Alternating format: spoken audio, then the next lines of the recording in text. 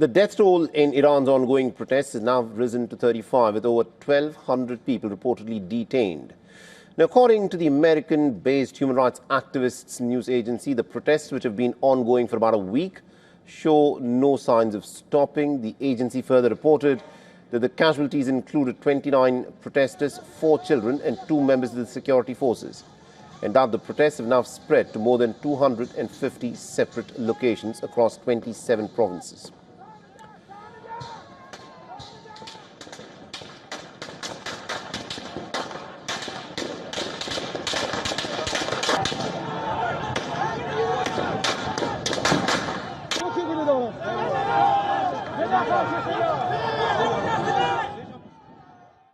Now, this group relies on internal activist network and has been apparently accurate in its past reporting.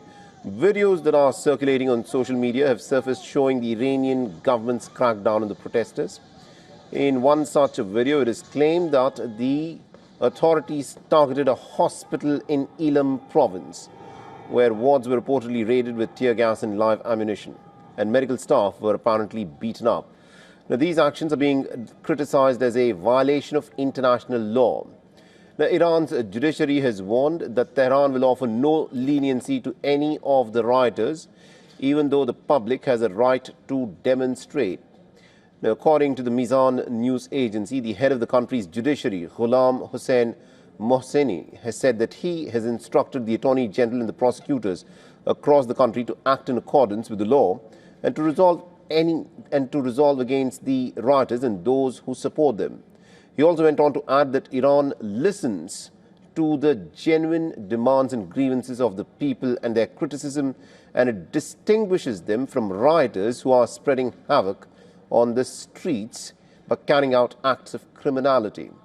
Now, the remarks have come after the American President Donald Trump warned that Iran will get hit very, very hard by the United States of America, which apparently is locked and loaded with its weapons if the Iranian government kills any of the demonstrators. So this is what the American president has said, that America is sitting locked and loaded with weapons to attack Iran if it kills any protesters, which of course would result in huge amount of casualties if the Americans were to unleash their weapons.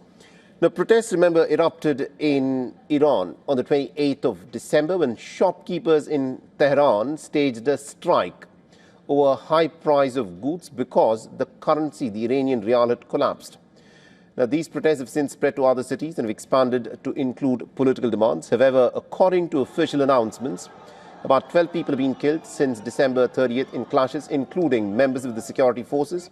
And according to Mizan, the police intelligence officers in the capital have identified a suspected rioter hideout and have seized weapons, ammunition and material for making improvised explosive devices.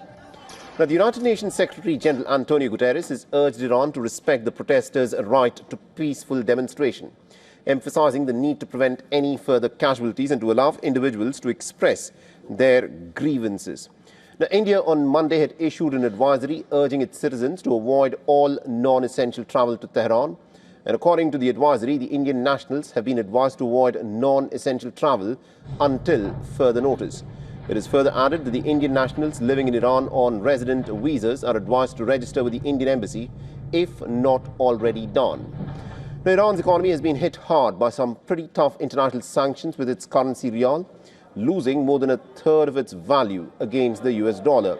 Over the past year, and inflation in double digits, on Sunday the government has announced a monthly allowance for every citizen to alleviate economic pressure, equivalent of around 3.5% of the average monthly wage.